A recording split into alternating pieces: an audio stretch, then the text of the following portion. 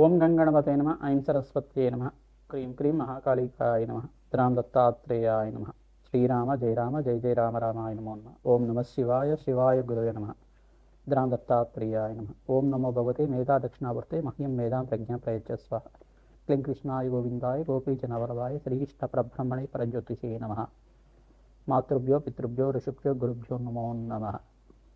YouTube ప్రేక్షకులందరికీ కూడా నమస్కారం అండి. నేను పాలపర్తి గురునాథ శర్మ జ్యోతిష్యం వాస్తు సిద్ధాంతిని.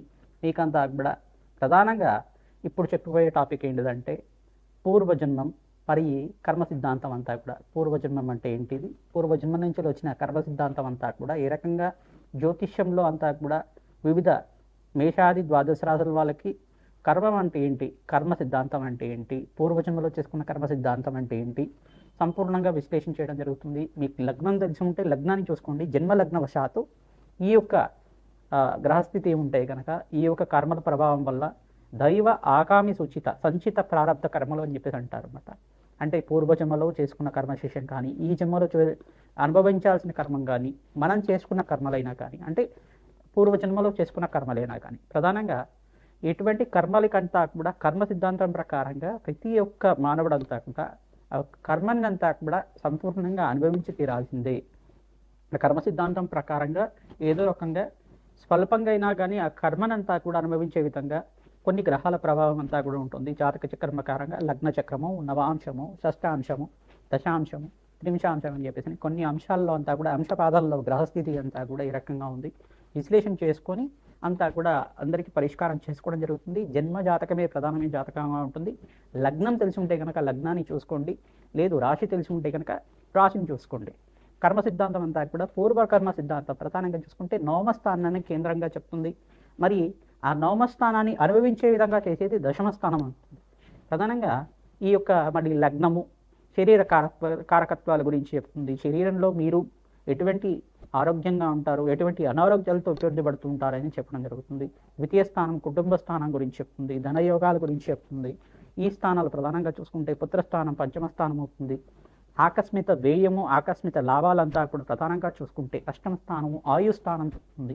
ఈ స్థానాలు ప్రధానంగా చూసుకుంటే వైవాహిక జీవితం కోసం సప్తమ స్థానం చెప్తుంది. ఈ కర్మ సిద్ధాంతాన్ని అనుసరించి గ్రహాల యొక్క కూటమి కలయిక వల్ల కొన్ని ప్రభావాలని చెప్తూ ఉంటుంది. ప్రధానంగా కర్మఫలదాత అంతా కూడా శనీశ్వరుడు, కర్మని అనుభవించే విధంగా చేసేవాడు రాహు. మరి కొన్ని గ్రహాల యొక్క ఉగ్రగ్రహాలు అని చెప్పేసి ఉంటాయి. ప్రధానంగా కొన్ని గ్రహాలతోటి ఒక కలయిక సంయోగం వల్ల వాటి ప్రభావం అంతా కూడా ప్రబలంగా అనుభవించే విధంగా చేస్తూ ఉంటాయి అన్నమాట. సూర్య రాహుల కలయిక కానీ సూర్య కేతు కలయిక కానీ ఇది గ్రహణ యోగం కింద మారుతూ ఉంటుంది. చంద్ర రాహుల కలయిక అనేది దుష్కర్మ కింద ఉంటుంది. గురు చండాల యోగం అనేది ఒక యోగం ఉంటుందన్నమాట. బృహస్పతి రాహు కలయిక అనేది కొన్ని స్థానాల్లో అది అవయోగం కింద మారుతూ ఉంటుంది. లగ్నవశాత్ అంతా కూడా విశ్లేషణ చేసుకోవడం జరుగుతుంది. మీ పూర్వజన్మలు చేసుకున్న పుణ్య ఫలితాన్ని ఈ జన్మలో అనుభవించే విధంగా, మరి ఇప్పుడు చేసుకున్న ఫలితాలంతా కూడా మరో జన్మలో అనుభవించే విధంగా దానికి కర్మ సిద్ధాంతం అంతా కూడా క్యారీ ఫార్వర్డ్ అవుతూ ఉంటుంది అన్నమాట. ప్రతి నిమిషం కూడా మీరు చేసుకున్న కర్మలు ఇక్కడ పుణ్యకర్మల్ని సంపూర్ణంగా అనుభవిస్తూనే కానీ ఈ ఆత్మ సిద్ధాంతం ప్రకారంగా చూసుకుంటే ఆత్మ శరీరాన్ని అంతే పొందుతూ ఉంటుంది, కానీ కొన్ని రాగద్వేషాలు అనేది ఉండవు. కానీ అనుభవించే విధంగా అంటే భోగ శరీరంతో ఉండేది భోగభాగ్యాలతో అనుభవిస్తూ ఉంటుంది ఆత్మ. యాతన శరీరంతో ఉండేది దుష్కర్మాలు చేసి ఉంటే కనుక నరక బాధలు అనుభవిస్తూ ఉండడం. ఇటువంటి ఇతిహాసం అంతా కూడా మరి గరుడ పురాణంలో చెప్తూ ఉంటారు. కొన్ని శాస్త్ర ప్రామాణికంగా అంతా కూడా చెప్పడం జరుగుతుంది. కర్మ సిద్ధాంతం అంతా కూడా ఈ రకంగా ఉంటుంది. మేషాది ద్వాదశ రాశుల వాళ్ళకి ఎటువంటి గ్రహాల యొక్క స్థితిగతి సంయోగం వల్ల జన్మజాతకం ప్రకారంగా దానికి ఎటువంటి పరిష్కారం చేసుకోవాలి, పూర్వజన్మలో చేసుకున్న దుష్కర్మల నుంచి బయటపడాలన్నా పుణ్యకర్మల నుంచి మీరంతా కూడా మోక్ష జ్ఞానాన్ని పొందాలన్నా ఎటువంటి పరిష్కారం అంతా కూడా ఆచరించాలి.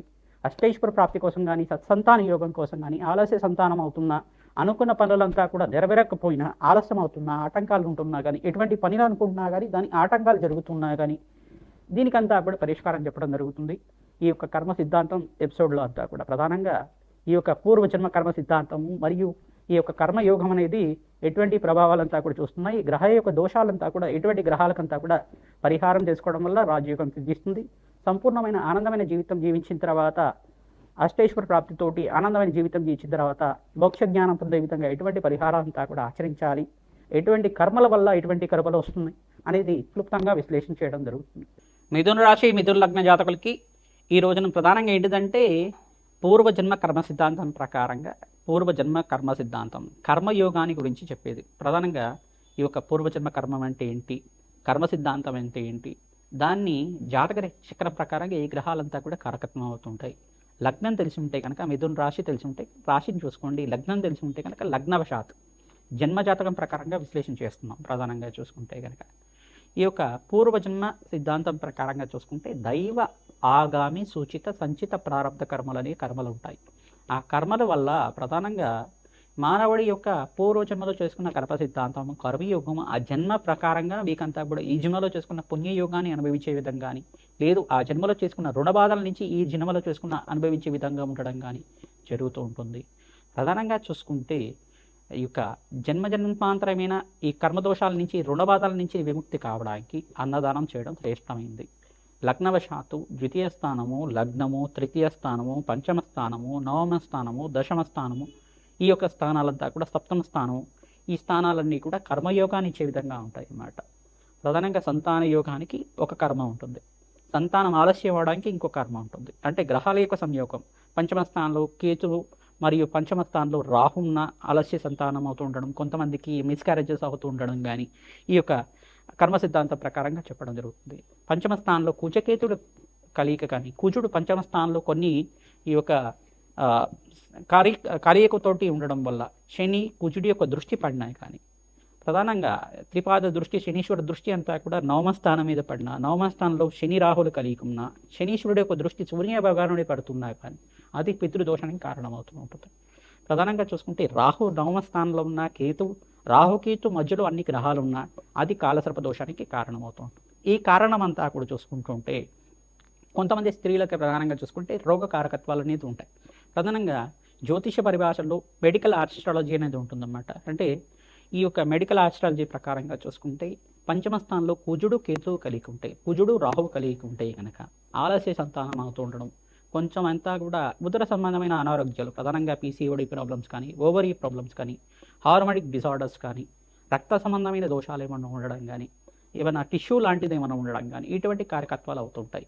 పురుషులకైతే కనుక ప్రధానంగా చూసుకుంటే పంచమ స్థానంలో ఆలస్య సంతానం అవడానికి ఈ యొక్క శరీర పౌష్టం అనేది శరీరం అంతా కూడా అనారోగ్యంతో ఉండడం కానీ, ప్రధానంగా లంగ్స్ ఇన్ఫెక్షన్ ఉండడం కానీ, అంటే శుక్రుడు కారకత్వాలు కొంచెం బాగా ఉండడం, అంటే శుక్రుడు అంతా కూడా బలహీనపడటం, జాతకంలో కళ్యాణం ఆలస్యంగా అవుతూ ఉండడం, కొంచెం ఆరోగ్యంగా లేకపోవడం, అనారోగ్య సూచనలు అనేది ఎక్కువగా చెప్తూ ఉండడం ఈ యొక్క కారకత్వాలుగా చెప్పడం ఉంటుంది. ప్రధానంగా చూసుకుంటే ఈ కర్మదోషం నుంచి బయటపడడానికి కార్యసిద్ధి అనుకూల పనులంతా కూడా సకాలంలో నెరవేరడానికి అంతా కూడా ఈ గ్రహాలంతా కూడా స్థితిగతి స్థానాలు పూర్వజన్మ కర్మ సిద్ధాంతము మనం చెప్పుకున్న ఈ యొక్క దైవ ఆగామి సుచిత సంచిత ప్రారంభ కర్మలైన కర్మ ప్రకారంగా ఉంటాయి.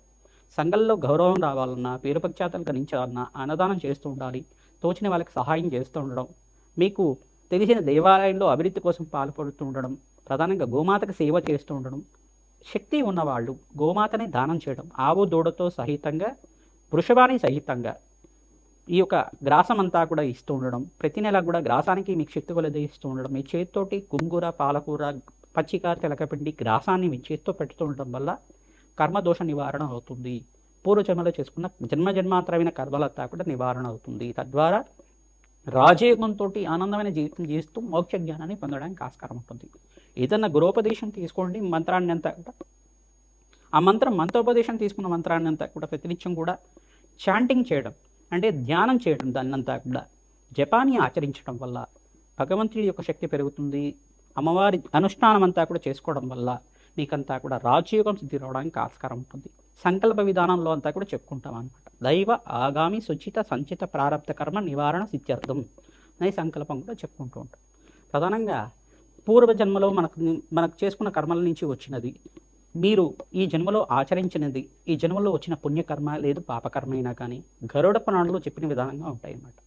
ఈ కర్మ సిద్ధాంతం ప్రకారంగా జన్మాంతరంగా ఈ యొక్క రుణబాధలు, రుణశేషం అంతా కూడా ఉంటుంది. పంచరుణాలు అనేవి ఉంటాయి అన్నమాట. ప్రధానంగా మాతృరుణం, పితృరుణం, భాతృరుణం, ఋషి రుణం, దైవ రుణం అని చెప్పేసి ఉంటుంది.